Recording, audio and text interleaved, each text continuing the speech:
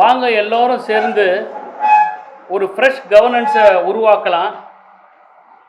It's a new beginning, new எரா என்று மாண்புமிகு தமிழ்நாட்டுடைய முதலமைச்சர் முதலாக முதலமைச்சர் பொறுப்பை ஏற்றுக்கொண்ட பிறகு அவர் ஆற்றிய உரை.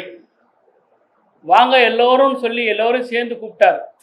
ஒரு நியூ கவர்னன்ஸை ஃபார்ம் பண்ணலாம், இது ஒரு இட்ஸ் எ பிகினிங், நியூ எரா என்று சொன்னார்.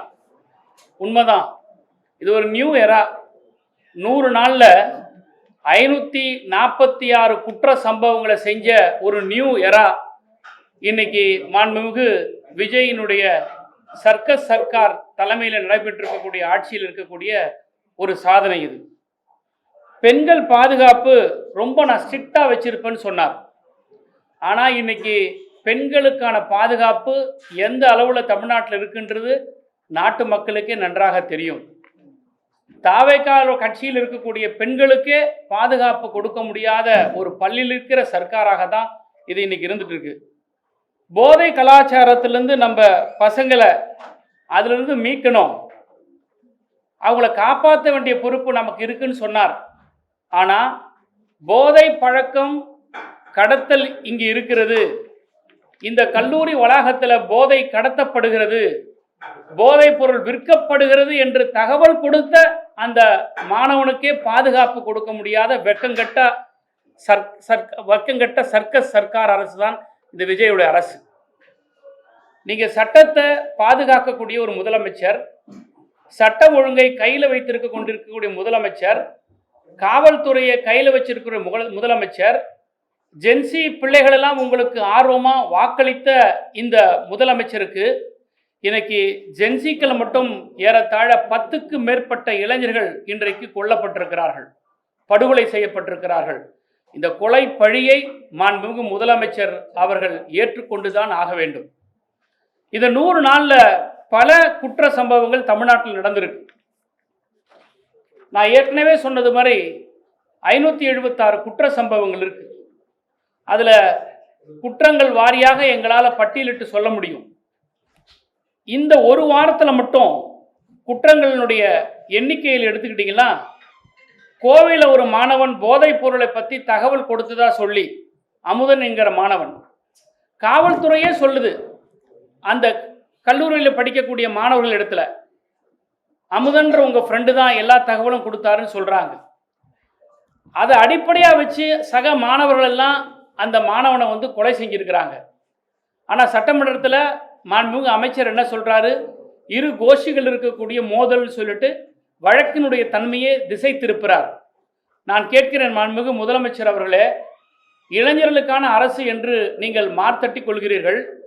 இளைஞர்கள் மூலமாகவே ஆட்சிக்கு வந்தேன் என்று சொல்லுகிற நீங்கள், ஒரு இளைஞன் குற்றம் நடைபெறுகிறது என்று காவல்துறைக்கு சொன்ன ரகசியத்தை காப்பாற்றாத காவல்துறை, அப்படிப்பட்ட காவல்துறை என்ன மாதிரியான காவல்துறை? அதற்கு நீங்கள் முதலமைச்சராக இருப்பதற்கு கொஞ்சமும் உங்களுக்கு தகுதி இருக்கிறதா என்ற கேள்வியை தான் உங்களை நோக்கி நான் கேட்கிறேன். அமுதனுடைய தாயார் சொல்லுகிறார்கள், அரசின் மீது எங்களுக்கு நம்பிக்கை இல்லை, மாண்புமிகு எதிர்க்கட்சி தலைவர் அண்ணன் உதயநிதி அவர்கள்தான் எங்களுக்கு நீதி பெற்று தர வேண்டும் என்று சொல்லுகிறார்கள் என்று சொன்னால், ஆளுகிற அரசின் மீது இந்த நாட்டு மக்களுக்கு நம்பிக்கை இல்லை. எதிர்வரிசையில் இருக்கக்கூடிய எதிர்க்கட்சியாக இருக்கக்கூடிய திராவிட முன்னேற்ற கழகத்தின் மீது தான் நம்பிக்கை இருக்கிறது என்பது இது எடுத்து காட்டுகிறது. நேற்றைக்கு திருவொற்றியூரில் 2 அமைச்சர்கள், ஆதவ அர்ஜுனா அவர்களும் மாண்புமிகு ராஜ்மோகன் அவர்களும் ஓட விட்டிருக்காங்க. இந்த 100 நாள் சாதனை என்னவென்று சொன்னால், அமைச்சர்களை தலை தெறிக்க ஓட வைத்ததுதான் இந்த 100 நாள் சாதனை. இதே மாதிரி தண்டையார்பேட்டையில் கஞ்சா வித்ததை தட்டி கேட்ட பையனை அம்மிக்கல்ல தூக்கி கொலை செஞ்சிருக்கிறாங்க. திருவரம்பூரில் 2 தாவேக்காரங்க ஒருத்தரை வெட்டி கொலை பண்ணியிருக்கிறாங்க. விருதுநகரில் ஒரு ஸ்கூல் பொண்ணை டார்ச்சர் பண்ணதுக்கு தட்டி கேட்ட அப்பாவை வெட்டி கொண்டு இருக்கிறாங்க. காஞ்சிபுரத்தில் கோயில் திருவிழாவில் 2 இளைஞர்கள் வெட்டி கொண்டு இருக்கிறாங்க.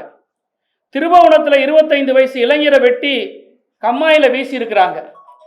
திருப்பூரில் லவ் பண்ண சம்மதிக்க மறுத்த அந்த பெண்ணை கொலை செஞ்சது மட்டுமல்ல, அந்த அம்மாவையும் இளைஞர்களையும் கொண்டு இருக்கிறாங்க.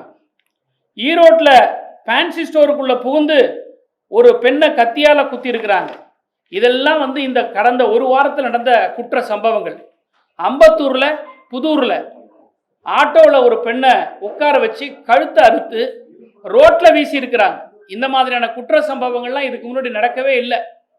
சினிமா படத்தில் வர மாதிரி காட்சிகளை, கொலை காட்சிகளை அரங்கேற்றி கொண்டிருக்கிறாங்க. கும்மிடிப்பூண்டியில் 17 வயசு இளைஞனை கொன்று கல்லறை மேலே போட்டு, இன்னும் சொல்ல போனால் சில கொலை சம்பவங்களை செய்து ரீல்ஸ் எடுத்து வெளியிடுறாங்க. இதெல்லாம் எந்த கலாச்சாரத்தை காட்டுது? ஒரு திரைத்துறையிலிருந்து வந்தவர் தமிழ்நாட்டுக்கு முதலமைச்சர், அதனுடைய விளைவு என்னன்னா, நீங்கள் வந்து திரைப்படத்தில் ஹீரோவாக இருக்கலாம், திரைப்படத்தில் நீங்கள் நடித்து காட்டின அந்த ஹீரோயிசத்தெல்லாம் பார்த்து இன்றைக்கி தமிழ்நாட்டு இளைஞர்கள் இதை செய்கிறார்கள். தமிழ்நாட்டுடைய இளைஞர்களுக்கு நீங்கள் ஒரு தவறான முன்னுதாரணமாக இருக்கிறாங்கன்னு தான் இதை எடுத்து காட்டுது. வேலூரில் தலைமை பெண் காவலரையே குத்தி கொண்டு இருக்கிறாங்க. இதை விட என்ன கேவலம் இருக்கு? வெக்கமா இல்லையா முதலமைச்சருக்கு? காவல்துறையை தன் கையில் வச்சிருக்கக்கூடிய முதலமைச்சர் காவல்துறை இடத்துல தகவலை கொடுக்குறாங்க. தகவல் கொடுத்த பையனை காப்பாற்றுறதுக்கு வக்கீல இந்த காவல்துறைக்கு. ஆனால் எதிர்கட்சி தலைவர் கைதின் போது சாலைகள் இருக்கக்கூடிய திராவிட முன்னேற்ற கழகத்தினுடைய இளைஞரை பார்த்து 2 கையை வச்சு அடிப்பார் சென்னை மாநகரத்தினுடைய ஆணையாளர் கமிஷனர் அமல்ராஜ். எந்த கமிஷனர் வந்து, எந்த காவல்துறை கமிஷனர் ஒரு கைது நடவடிக்கைகள்லாம் ஸ்பாட்டுக்கு வந்திருக்கிறாங்க? இருக்கிற வேலையை விட்டுட்டு வேற வேலையை நீங்கள் செஞ்சுக்கிட்டு இருக்கிறதுனால தான் இந்த குற்ற சம்பவங்கள் நடக்குது. அன்னைக்கு திமுகவுடைய இளைஞருடைய முதுகில் 2 கையை வச்சு அடிக்கிறீங்களே, அந்த ஆர்வம், அந்த ஆளுமை குற்றவாளியை கண்டுபிடிக்கிறதுக்கு இந்த காவல்துறை இருக்க வேண்டும். கோயம்புத்தூரில் இதே மாதிரி நகைக்காக ஒரு வயதான பெண்ணை கொண்டு இருக்கிறாங்க. இந்த ஆட்சியில் பச்சிலம் குழந்தையிலிருந்து பல்லில்லாத பாட்டி வரை பாலியல் வன்கொடுமைக்கு ஆளாக்கப்பட்டு கொலை செய்யப்படுகிறார்கள். நான் ஆட்சிக்கு வந்தால் சட்ட ஒழுங்கை காப்பாற்றுவேன்னு சொன்னார். இதுதான் சட்ட ஒழுங்கை காப்பாற்றுற லட்சணமா? நான் ஆட்சிக்கு வந்த பிறகு மக்களுக்கான ஆட்சியை நான் தருவேன்னு சொன்னீங்க. மக்களுக்கான பிரச்சனை இதுவரைக்கும் எதை பேசியிருக்கிறீங்க? நீங்கள் காவிரி நதிநீர் பிரச்சனைக்காக நீங்கள் வாய் திறந்துருக்கிறீங்களா? நேற்றைக்கு கர்நாடகாவில் தமிழர்களை வந்து சுட்டு கொண்டு இருக்கிறாங்களே, அதற்காக நீங்கள் வாய் திறந்து பேசியிருக்கிறீங்களா? இல்லை மேட்டூர் 12ஆம் தேதி, ஜூன் 12ஆம் தேதி தண்ணி திறந்து விடணுமே, அதை பற்றி ஏதாவது வாய் திறந்து பேசியிருக்கிறீங்களா? மேகதாது அணை கட்டுவது குறித்து நாங்கள் தனியாக ட்ரிபுனல் அமைக்கப்பட வேண்டும் என்று ஒன்றிய அமைச்சரிடத்தில் போய் நீங்கள் கேட்டிருக்கிறீங்களா? ஒன்றிய அரசிடத்தில் நீங்கள் பம்புறீங்க. அங்கே நீங்கள் பம்புகிற முதலமைச்சராக தான் இருக்கிறீங்களே தவிர, தமிழ்நாட்டில் நீங்கள் சட்டமன்றத்திலையும் வெளியிடங்களில் மட்டும்தான் நீங்கள் வந்து பாயிர முதலமைச்சராக நீங்கள் காட்டுறீங்க. இந்த ஆடி மாதமானால் தள்ளுபடி கொடுப்பாங்க பொருளுக்கெல்லாம். ஒரு சட்டை வாங்கினா ஒரு சட்டை ஃப்ரீ, ஒரு பேண்ட்டு வாங்கினா ஒரு பேண்ட்டு ஃப்ரீ, ஒரு ஜாக்கெட் பிட்டு வாங்கினா இன்னொரு ஜாக்கெட் பிட்டு ஃப்ரீன்னு ஆடி மாதம் தள்ளுபடி கொடுப்பாங்க. அந்த மாதிரி இந்த கொக்கைன் பவுடர் பயன்படுத்தின சரத்து மந்திரினுடைய தொகுதியில் கஞ்சா வாங்கினா மாத்திரை ஃப்ரீ. இப்படிப்பட்ட ஒரு கேவலமான கேடுகட்ட ஆட்சி தமிழ்நாட்டில் இது வரைக்கும் நடந்திருக்கா? ஒரு பொருள் வாங்கினா ஒரு பொருள் ஃப்ரீன்னு கேள்விப்பட்டிருக்கோங்க. கஞ்சா வாங்கினா மாத்திரை ஃப்ரீன்னு சொன்ன ஒரு தரங்கட்ட அரசாங்கம் தமிழ்நாட்டில் இது வரைக்கும் நடந்திருக்கா? விஜயனுடைய அரசாங்கம் நடந்திருக்குது. சட்டமன்றம் நடந்துகிட்டு இருக்கு. கவன ஈர்ப்பு தீர்மானத்தை கொடுத்திருக்கிறார் மாண்புமிகு எதிர்க்கட்சி தலைவர். கோவையில் நடைபெற்ற கொலை சம்பவத்திற்கும், மாணவனுடைய கொலை சம்பவத்திற்கும், தமிழ்நாட்டில் நடைபெற்று வருகிற பல்வேறு கொலை குற்றங்களுக்கெல்லாம் ஒரு சிறப்பு கவன ஈர்ப்பு தீர்மானத்தை கொடுத்துட்டு பதில் வாங்க வேண்டிய இடத்துல இருக்கக்கூடிய, பதில் கொடுக்க வேண்டிய இடத்துல இருக்கக்கூடிய முதலமைச்சர் இன்னைக்கு சட்டமன்றத்துக்குள்ள வந்து உட்காரல. எதிர்க்கட்சி தலைவர் சட்டம் ஒழுங்கை பத்தி கவன ஈர்ப்பு தீர்மானத்தை கொடுத்த பிறகு சம்பந்தப்பட்ட முதலமைச்சர், காவல்துறை கையில் வச்சிருக்கிற முதலமைச்சர் பேசாம ஓடி ஒளிஞ்சுக்கிட்டு இருக்கிற அமைச்சர்களெல்லாம், சம்பந்தமே இல்லாத அமைச்சர்கள்லாம் எழுந்து எழுந்து எழுந்து பேசிக்கிட்டு இருக்கிறாங்கன்னா இது என்ன மாண்பு? என்ன சட்டமன்றத்தினுடைய மரபை நீங்க வந்து கடைபிடிக்கிறீங்க? இதுல வேற லட்சணம். ஒரு அமைச்சர் சொல்றார், முதலமைச்சர் வரும்போது எழுந்துச்சு நிற்கணும் எதிர்க்கட்சி தலைவர். நான் கேட்கிறேன், முதலமைச்சர் தான் மக்களால் தேர்ந்தெடுக்கப்பட்டவரா? எதிர்க்கட்சி தலைவரும் மக்களால் தேர்ந்தெடுக்கப்பட்டவர் தான். அப்ப எதிர்க்கட்சி தலைவர் வரும்போது சிஎம் விஜய் சார் எழுந்து நிற்பாரா? என்ன பேச்சு இது? சட்டமன்றத்தில் பேரவைத் தலைவர் வரும்போது மட்டும்தான் எல்லா உறுப்பினரும் எழுந்து நிற்கணும். பேரவைத் தலைவரை தவிர வேறு யாருக்கும் அந்த இடத்துல எழுந்து நிற்க வேண்டிய அவசியம் கிடையாது. முதலமைச்சரே யாருனாலும் பேரவைத் தலைவருக்காக எழுந்து நிற்கணும். என்ன மாதிரியான மரபுல கொண்டாந்து இவங்க புகுத்துறாங்க? இந்த 100 நாட்களில் சட்டம் ஒழுங்கு சந்தி சிரிச்சிருக்கிறது. விலைவாசி கட்டுக்கடங்காமல் ஏறி இருக்குது. அரிசி விலை கிலோவுக்கு 30 ரூபாய் ஏறி இருக்குது. ஆவின் பால் தட்டுப்பாடு ஏற்பட்டிருக்கிறது. இன்னைக்கு வந்து கரண்ட் பில்லு ஷாக் அடிக்குது. மக்களுடைய பிரச்சனை, அன்றாட பிரச்சனை, இதை பற்றி அரசாங்கம் யாராவது வாய் திறந்து பேசுகிறாங்களா? சட்டமன்றத்தில் கேட்குற கேள்விக்கு அந்த துறையினுடைய மந்திரிங்க யாராவது பதில் சொல்கிறாங்களா? சம்பந்தமே இல்லாதவங்க ஆளாளுக்கு எழுந்துச்சு பேசுகிறாங்க. உன்னை நான் கூப்பிடவே இல்லை, நீ எதுக்கு ஆஜராகிறன்னு கேட்குற அளவுக்கு யார் யாரோ வந்து பதில் சொல்கிறாங்க. இன்றைக்கி விலைவாசி விண்ண முட்டுகிறது. இதுக்கெல்லாம் இதுக்கெல்லாம் யார் பொறுப்பு எடுத்துக்கிறா? ஒரு அக்கௌண்டபிலிட்டி இல்லாத ஒரு அரசாங்கம் இன்னைக்கு நடந்துகிட்டு இருக்குது. அதே மாதிரி இன்னைக்கு ஒரு பெரிய கலாச்சாரம், அட்ஜஸ்ட்மெண்ட் கலாச்சாரம். டிவிகே கட்சியினுடைய நிர்வாகி ஒரு அம்மையார், ஒரு பெண்மணி தூத்துக்குடி எஸ்பி காவல் நிலையத்துக்கு சூப்பரண்டன் ஆஃபீஸ்க்கு போய் ஒரு புகார் கொடுக்குறாங்க, அட்ஜஸ்ட்மெண்ட் பண்ண சொல்கிறாங்கன்னு சொல்லிட்டு. இது என்ன மக்களுக்கான ஆட்சியா, அட்ஜஸ்ட்மெண்ட்டுக்கான ஆட்சியா? எந்த பெண்களுடைய பாதுகாப்பை சொல்லி நீங்கள் ஆட்சிக்கு வந்தீங்களோ, இன்னைக்கு தினம் தினம் பெண்களுடைய அவல குரல், அலறல் குரல் கேட்டுக்கொண்டே இருக்குது. விஜய் சார், உங்களுக்கு காதில் கேட்கவே இல்லையா? இப்படி பிடிச்சி வச்சு பிள்ளையார் மாதிரி உட்காந்துருக்கீங்களே சட்டமன்றத்தில். கேட்குற கேள்விகளுக்கு எழுந்து பதில் சொல்லணுமா வேண்டாமா?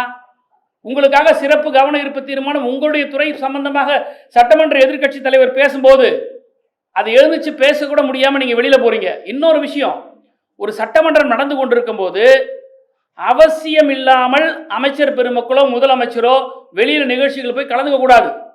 சட்டமன்றத்தில் தான் அங்கே அவைலபிளாக இருக்கணும்.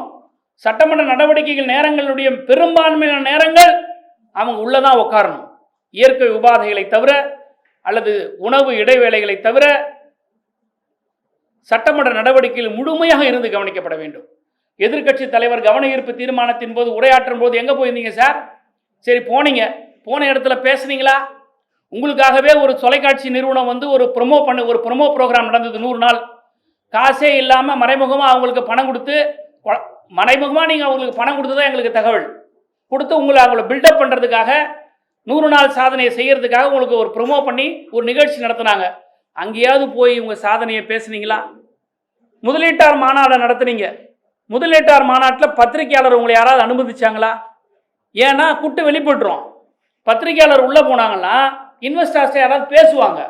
பேசும்போது இவங்கெல்லாம் உண்மையிலே இன்வெஸ்டர்ஸா இல்லை கோட்டு சூட்டு மாட்டின்னு வந்து இன்வெஸ்டர்ஸான்றதை கூட்டு வெளிப்பட்டுடும். அதுக்காக பத்திரிகையாளர் உள்ளே அனுப்பலை. சரி, பத்திரிகையாளர் உள்ளே அனுப்பலை, நீங்கள் என்ன பேசுனீங்க? நீங்கள் அங்கே உரையாற்றுனீங்களா? யாரை நம்பி வந்திருக்கிறாங்க? அங்கே முதலமைச்சர் நம்பி வந்திருக்கிறாங்க. முதலமைச்சருடைய பாலிசி என்ன, பார்வை என்ன, நோக்கம் என்ன, தொழில்துறையை பற்றி எண்ணம் என்ன, இதை பற்றிலாம் பேசினா தானே நம்பிக்கையோடு வந்து அவங்க வந்து உங்களிடத்தில் முதலீடு செய்வாங்க. இது எதுவுமே கிடையாது. சினிமா படத்தில் நடிக்கிற மாதிரியே இன்னைக்கு ஆட்சியை நடிச்சுக்கிட்டு இருக்கீங்க. நான் ஒன்றே ஒன்று கேட்குறேன், இந்த ஆட்சியாளர்களை பார்த்து, நீங்கள் 100 நாளில் சாதித்தது என்ன அப்படின்னு ஒரு வீடியோ வெளியிடுறீங்க. எதையாவது ஒரு சாதனையை நீங்கள் வெளியிட்டீங்களா? இன்றைக்கி காலையிலேருந்து நான் பார்த்துக்கிட்டு இருக்கேன். நீங்கள் வந்து பதவியேற்பு விழாவில் பேசின பேச்சு, அங்கங்கே நீங்கள் விட்ட டைலாக்கு, இதையெல்லாம் தான் நீங்கள் செஞ்சீங்களே தவிர, அதை விட இன்னொரு முக்கியமான சாதனை என்னன்னா, விஜய்க்கே டஃப் கொடுத்துருக்குறாங்க நம்ம மந்திரிங்களாம். ஜனநாயக படத்தை பார்த்துட்டு ஆக்ஷனில் ரொம்ப கில்லடியாகிறாங்க ஒவ்வொரு மந்திரியும்.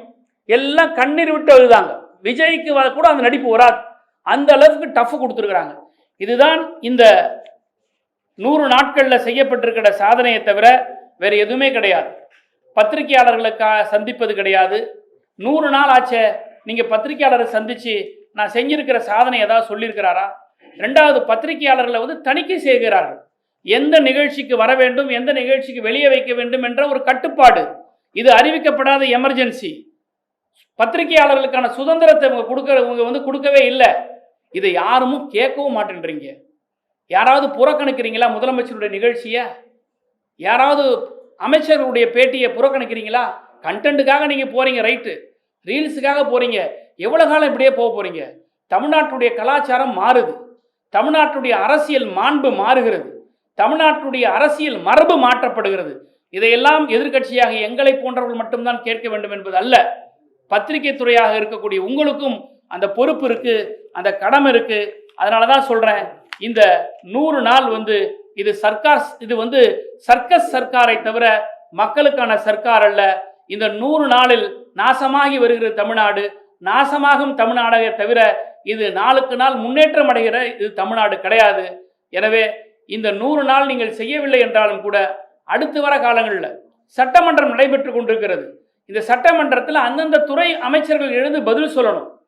அந்தந்த கேள்விகளுக்கு அந்தந்த அமைச்சர்கள் பதில் சொல்லணும். அதை விட்டுட்டு நீ செஞ்சியா நான் செஞ்சியா அறவேக்காடு மந்திரிகளா உட்காந்துருக்கிறாங்க. தயவுசெய்து நான் சொல்றதுக்கு இது மன்னிக்கணும். சுத்த அறவேக்காட்டு அமைச்சர்கள் எந்த கேள்விக்கு எப்படி பதில் சொல்லணும்னு தெரியாம பேசிக்கிட்டு இருக்காங்க.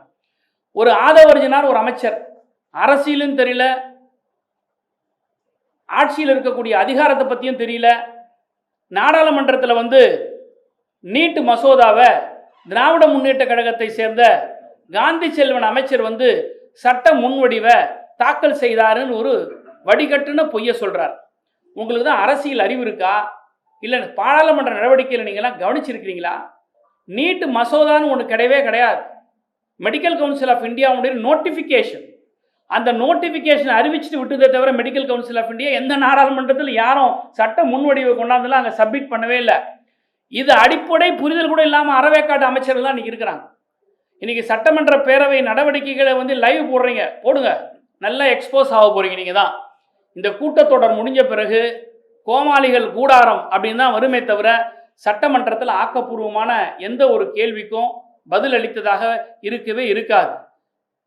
அதனால தான் சொல்கிறோம், திராவிட முன்னேற்ற கழகம் திரும்ப திரும்ப சொல்வது என்னென்னா, இந்த 100 நாளில் நீங்கள் செஞ்சதெல்லாம் சட்டம் ஒழுங்கு சந்தி சிரிச்சிருக்குது, போதைப் பொருள் அதிகமாக நடமாடுகிறது, போதைப் பொருள் விற்கிறார்கள் என்று காவல்துறைக்கு சொல்லக்கூடியவர்களுடைய ரகசியத்தை காப்பதற்கு முடியாமல் திணறுகிறது இந்த ஆட்சியாளர்கள். அவர்களை காவு வாங்கி கொண்டிருக்கிறது. இது ஒரு மோசமான போக்கு. விவசாயிகளுடைய பிரச்சனை, விலைவாசி பிரச்சனை, கரண்ட் பில்லு ஏறி இருக்குது. இதையெல்லாம் கண்டுகொள்ளாத இந்த அரசாங்கம் இந்த 100 நாளில் பல்லை இழிக்குதே தவிர எந்த விதமான சாதனையும் இது படைக்கல. கடந்த 5 ஆண்டுகள் இந்த திமுக அரசுடைய ஆட்சி காலத்துல போதை கலாச்சாரம் வேரூன்றி இருக்கு. அதை ஒழிக்காம இந்த தவறுகளையோ குற்ற சமூகம் தடுக்க முடியாது. திமுக செய்த தவறுனால தான் சமூகம் நடக்குது. அதை நாங்க கட்டுப்படுத்திட்டு வரோம், விரைவில் அது தீர்ப்போம்னு சொல்றாங்க. அதுக்கு தானே ஆட்சி உங்க கையில் கொடுத்துருக்காங்க. கடந்த 5 ஆண்டு திராவிட முன்னேற்ற கழகம் ஆட்சி சரியா செய்யலன்றதான அவங்களுடைய கூற்று. மக்கள் உங்களுக்கு ஒரு மேண்டேட் கொடுத்துருக்குறாங்களே. போதை பொருள் விற்குதுன்னு சொல்றான் ஒரு புள்ள தம்பி, அவனை பாதுகாக்கிறதுக்கு துப்பில் இந்த அரசாங்கம் திமுக மேல பரிசுமத்துக்கு என்ன தகுதி இருக்குது? இந்த மாதிரியான சம்பவங்கள் திமுக ஆட்சியில் நடைபெற்றிருக்கா? இந்த மாதிரி ஒரு தகவலை சொன்னார்ன்றதுக்காக அடித்து கொண்டிருக்கிறாங்களா? எங்கேயாவது கல்லூரிகளில் இந்த மாதிரி இந்த மாதிரியான ஒரு கொலை குற்றங்கள் எதெல்லாம் நடந்திருக்கா? சமுதாயத்தில் அங்கங்கே நடந்திருக்கும். ஆனால் இது அரசினுடைய ஃபெயிலியர். இது அதான் நான் கேட்குறேன். டிஜிபி டெய்லியும் கவர்னன்ஸ் போலீஸ் கவர்னன்ஸை பார்க்குறாரா டிஜிபி? சென்னை கமிஷனர் இதெல்லாம் கவனிக்கிறாரா? நட்சத்திர ஹோட்டலுக்கு முதலாளிகளெல்லாம் கூப்பிட்டு யாருக்கும் லஞ்சம் கொடுக்காதுன்னு சொல்லி சொல்கிறாரு. ஏன் அவங்கள கூப்பிட்டு சொல்கிறீங்க? உங்கள் கான்ஸ்டபிளை கூப்பிட்டு சொல்லுங்கள், இன்ஸ்பெக்டரை கூப்பிட்டு சொல்லுங்கள், எஸ்ஐயை கூப்பிட்டு சொல்லுங்கள், 10 மணிக்கு மேலே போகாதப்பாங்கன்னு. அதை சொல்ல மாட்டேன்றீங்க. திமுக மீது குற்றம் சுமத்தக்கூடிய இந்த ஆட்சியாளர்கள் நீங்கள் என்ன நடவடிக்கை எடுத்தீங்க? நீங்கள் பதவியேற்பு விழா என்பது சொன்னீங்களா இல்லையா? இளைஞர்களை போதைப் பொருளிலிருந்து காப்பாற்றப்படணும்னு சொன்னீங்களா இல்லையா? என்ன செஞ்சுருக்கீங்க? காவு கொடுத்துட்டு இருக்கீங்க டெய்லியும். இதை விட என்ன லட்சணம் உங்களுக்கு? 100 நாள்ல சாதனை கேட்குறீங்க. 100 நாள்ல எதுவுமே கடந்த ஆட்சியில் விட்டு வைக்காத நிதி பெருக்கி இருக்கிறோம். வருவாயை கூட்டி அதுக்கப்புறம் தான் செய்ய முடியும். 100 நாள்ல என்னென்ன இருக்கோ அதை மக்களுக்காக நேர்மையா செஞ்சிருக்கோம். லீக்கேஜஸ் ஸ்டாப் பண்ணிட்டு இருக்கோம்னு சொல்றாங்க. கொண்டாந்து காட்ட சொல்லுங்க. லீக்கேஜை காட்டியிருக்கணும்னா உங்களோட நிதிநிலை அறிக்கையில் வருவாய் உயர்ந்திருக்கணும்ல. 15,000 கோடி வருவாய் வந்திருக்குதுன்னார். உடனே எங்களுடைய முன்னாள் நிதியமைச்சர் தங்கம் தென்னரசு எழுந்திருச்சு 15,000 கோடி வந்திருக்குதுன்னா எந்தெந்த அக்கௌண்ட்டில் எந்தெந்த ஹெட்டில் வந்திருக்குது மாண்புமிகு அமைச்சர் சொல்ல முடியுமான்னு கேட்குறாரு. உடனே நிதியமைச்சர் எழுந்து பெடரி அடித்து ஓடுறாரு. இல்லை வரும் அப்படின்னு நாங்கள் எதிர்பார்க்குறோன்னாரு. வரும்ன்றது எதிர்பார்க்குறங்கிறது வேற, வந்துருச்சுன்னு சொல்கிறது வேற. ஆனால் இவங்க எவ்வளோ பொய் சொல்கிறாங்க பாருங்கள். நாங்கள் ஊழலையே ஒழிச்சிட்டுன்னு சொல்கிறாங்க. ஆனால் அரசு வழக்கறிஞர்களுக்கு லஞ்சம் வாங்கின்னு இருக்கிறாங்க. 15,000 கோடியை நாங்கள் வந்துருச்சுன்னு சொல்கிறாங்க. எங்களுடைய சட்டமன்ற உறுப்பினர் எழுந்து கேள்வி கேட்டால் வரும்னு நாங்கள் எதிர்பார்க்குறோன்றாங்க. அப்போ 15,000 கோடி உங்களுக்கு வந்திருக்குமே ஆனால் நிதிநிலை அறிக்கையில் ரிஃப்ளெக்ட் ஆகிருக்கணும். லீக்கேஜை நீங்கள் ஷட்டில் பண்ணியிருக்கீங்கன்னா எவ்வளோ லீக்கேஜ் எந்தெந்த துறையிலேருந்து நீங்கள் அடைச்சிருக்கீங்க, அதன் மூலியமாக எவ்வளோ வருமானம் வந்திருக்குது, அந்த பணத்தெல்லாம் கொண்டாந்து கஜானாவில் சேர்த்துருக்கீங்களா அப்படின்றதெல்லாம் சொல்லணும்.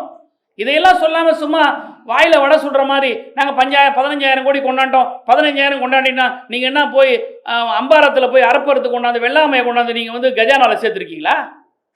கடந்த திமுக ஆட்சியிலும் இதே மாதிரி குற்றங்கள் நடந்துட்டு. அப்பெல்லாம் திமுக தனிநபர்களுடைய பிரச்சனை, அது சமூக பிரச்சனை இல்லை, தனிநபர்கள் நடக்கக்கூடிய தாக்குதலுக்கும் கொலைகளுக்கும் அரசு பொறுப்பேற்க முடியாதுன்னு சொன்னாங்க.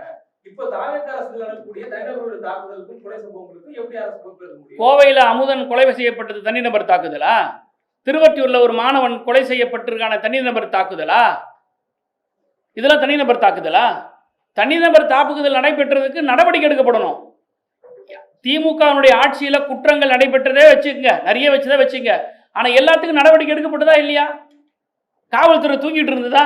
நான் கேட்கிறேன், இந்த கோயம்புத்தூர்ல நடந்த இன்சிடென்ட் ஒண்ணுக்கு மட்டும் பதில் சொல்லுங்க முதலமைச்சரை.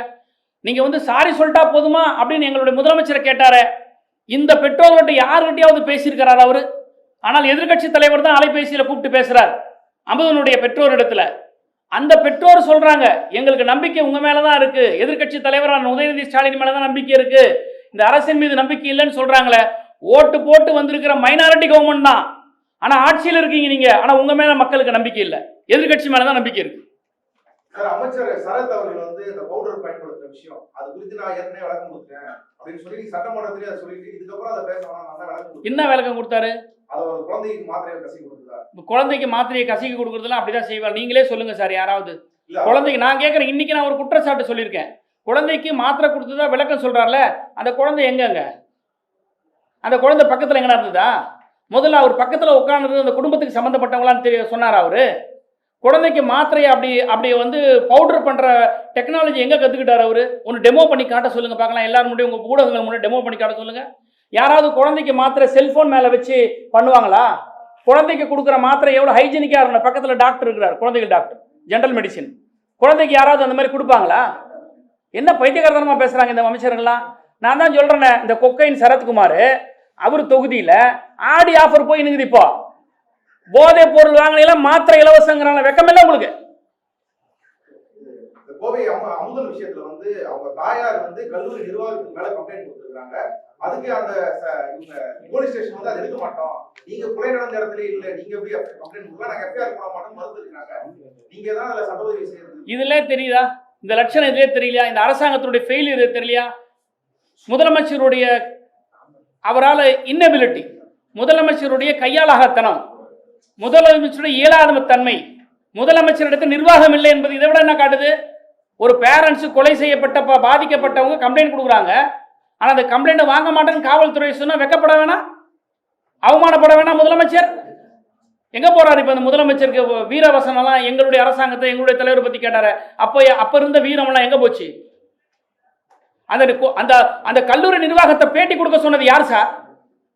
எங்கேயாவது ஒரு நிறுவனம் வந்து முன்கூட்டி வந்து கல்லூரி நிறுவனம் வந்து பேட்டி கொடுக்குமா? யாருடைய பேக்கிங் இல்லாம கொடுப்பாங்க? அவங்க காவல்துறை அரசினுடைய பேக்கிங் இல்லாம கொடுக்காதது. நீதி வழங்குறதை விட்டுட்டு அந்த பாதிக்கப்பட்டவங்க மேலே குற்றம் சுமத்துறதுன்னா இது என்ன மாதிரியான அரசாங்கம் இது? முதலமைச்சர் சுதந்திர தின உரையில என்ன சொல்லியிருக்காரு? நிர்வாக ரீதியா நாங்க மத்திய அரசுக்கு ஒத்துழைப்பு தருவோம், ஆனா தமிழ்நாடோட உரிமைகளை விட்டு தர மாட்டோம்னு பேசியிருக்காரு. என்ன ஒத்துழைப்பு கொடுத்து என்ன உரிமையை மீட்டெடுத்தார்? நான் கேட்கிறேன், national song and national anthem, இந்த ரெண்டு பாடல்களை நேஷனல் ஆனரிங் ஆக்ட் கொண்டாடுறாங்க. அந்த ஆனரிங் ஆக்ட்ல வந்து எந்த பாடல் எந்த வரிசையில் வரணுன்றத பில்லு வருது, பாஸ் ஆகும். இவங்களுக்கு நாடாளுமன்றத்தில் உறுப்பினர்கள் அதை விட்டுடுங்க. ஆனால் வந்தே மாதரம் பாடல் இருக்கக்கூடிய சில பத்திகள் ஒரு குறிப்பிட்ட மத பிரிவினரை புண்படுத்தக்கூடிய நோக்கத்தில் இருக்கிறதுனால தான் அன்றைய காலகட்டத்திலே அது நீக்கப்பட்டது, அது பாடப்படலை. இப்போ திராவிட முன்னேற்ற கழகத்தை சேர்ந்த நாடாளுமன்ற உறுப்பினர் துணை பொதுச் செயலாளர் ராசா எழுந்து நாடாளுமன்றத்தில் சொல்றார், அமெண்ட்மெண்ட் கொடுக்குறார், நீங்க கொண்டு வாங்க, ஆனால் இந்த பத்தியை அன்றைக்கே எதிர்ப்பு தெரிவிக்கப்பட்டது, அதை நீங்க நீக்குங்கன்னு சொன்னாங்க. ஆனா அதை நீக்காமையே நிறைவேற்றுறாங்க. இந்த இடத்துல தாவேகானுடைய ஸ்டாண்ட் என்ன சார்? எப்போ சார் தாவேகா வாயை திறந்து பேசியிருக்குது? வந்தே மாதரம் வரட்டும், எங்களுக்கு பரவாயில்லை, அதில் வரக்கூடிய வரிகள் எங்களுக்கு சிக்கல் இருக்கு, நாங்கள் ஏற்றுக்கொள்ள மாட்டோம்னு சொன்னாங்களா சார் இது வரைக்கும்? தாவேகா அரசியல் கட்சிக்குன்னு ஒரு நிலைப்பாடு எதனா இருக்கா சார்? டீலிமிட்டேஷனுக்கு அனைத்து கட்சி கூட்டம்ன்ற பேர்ல வந்து நீங்க வந்து எல்லா சட்டமன்ற நாடாளுமன்ற உறுப்பினருக்கு அழைப்பு விடுத்து கூட்டம் நடத்துனீங்களே, தாவேகா கட்சிக்கு டீலிமிட்டேஷன்ல என்ன ஸ்டாண்ட் இது வரைக்கும் சொன்னீங்களா? என்ன தீர்மானத்தை நீங்க வடிச்சு எடுத்தீங்க? நீங்க கடந்த மார்ச் மாதம் 2025ஆம் ஆண்டு திராவிட முன்னேற்ற கழக அரசின் போது வடிக்கப்பட்ட தீர்மானத்தை தாண்டி நீங்க என்ன பெருசா சொல்லிட்டீங்க? எந்த ஒரு நிலைப்பாடும் கிடையாது. சும்மா நாங்க வந்து மத்திய அரசோட நாங்க ஒன்றிய அரசோட நாங்க இணக்கமா இருப்போம்னா, இணக்கமா இருங்க, யார் வேணான்றா? யார் இணக்கமா இருக்க மாட்டேன்றா? எங்களுடைய ஆட்சியை நாங்கள் இணக்கமாக இருக்கிறதா ரைட் இருக்கு. நீங்கள் விஎம்ஜி ராம்ஜி அந்த 100 நாள் வேலையை ஏன் கையெழுத்து போட்டீங்க? அது இணக்கமா? அது பேர் நாடே எதிர்க்குது. பாஜக ஆட்சி செய்கிற மாநிலங்களே எதிர்த்தது. பாஜக ஆட்சி செய்கிற மாநிலங்களை எதிர்த்து அந்த 100 நாள் வேலை திட்டத்தை வரிஞ்சு கட்டிக்கிட்டு முதலமைச்சர் விஜய் கையெழுத்து போட்டார். நீங்கள் என்ன பெருசா மாநில அரசுடைய உரிமைகளை நீங்கள் மீட்டுட்டீங்க? காவிரி நதி பிரச்சனை பற்றி உங்களுடைய உரிமை எங்கே நீங்கள் நிலைநாட்டினீங்க? மேகதாது அணை கட்டுறதை தடுப்பதை பற்றி உங்கள் உரிமை நீங்கள் எங்கே நிலைநாட்டினீங்க? டம்மி முதலமைச்சராக இருக்கீங்க, பப்பட் முதலமைச்சராக இருக்கீங்க, பொம்மை முதலமைச்சராக இருக்கீங்க. நீங்கள் துணைவேந்தர் ஒருத்தர் சொல்றாரு சார், ஒரு யூனிவர்சிட்டி வைஸ் சான்சலர் வந்து சொல்றார், இந்த பில் பாஸ் ஆகிறதுக்கு முன்னாடியே ஒரு சர்க்குலர் வந்தது, வந்தே மாதரம் பாடப்படும், தமிழ்தாய் வாழ்த்து 3ஆவது தான் பாடப்படும் சொல்றீங்களே, நீங்க ஏதாவது நடவடிக்கை எடுத்தீங்களா அந்த துணைவேந்தர் மேல? இல்ல கண்டிச்சிருக்கீங்களா? இல்ல ஹையர் எஜுகேஷன் மினிஸ்டர் கூப்பிட்டு குறைஞ்சபட்சம் வார்ன் பண்ணிருக்க? உங்களால் ரிமூவ் பண்ண முடியாது, ஏன்னா சான்சலர், இவர் வைஸ் சான்சலர், கவர்னருக்கு தான் அதிகாரம் இருக்கு. ஆனா கண்டிக்கிற உரிமை இருக்கா இவங்களுக்கு? தொடர்நடிக்க கவர்மெண்ட்டுங்க இது.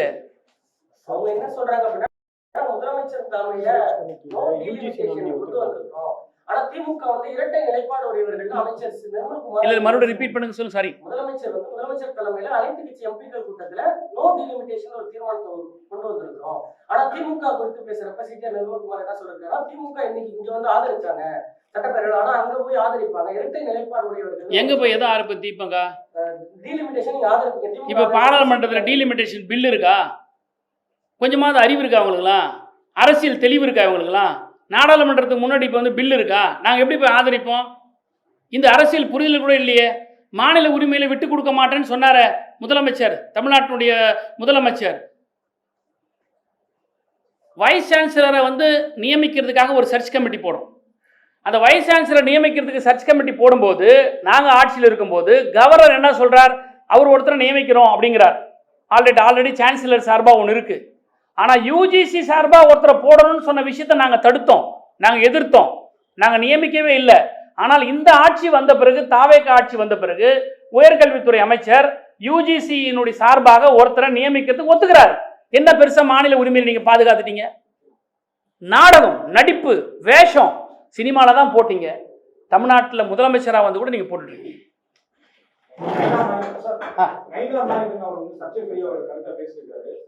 அதே உதயநிதி ஸ்டாலின் அவர்கள் மீது உடனடியாக பெயர் போன அரசு வந்து இதுவரைக்கும் எந்த நடவடிக்கை இருக்கு?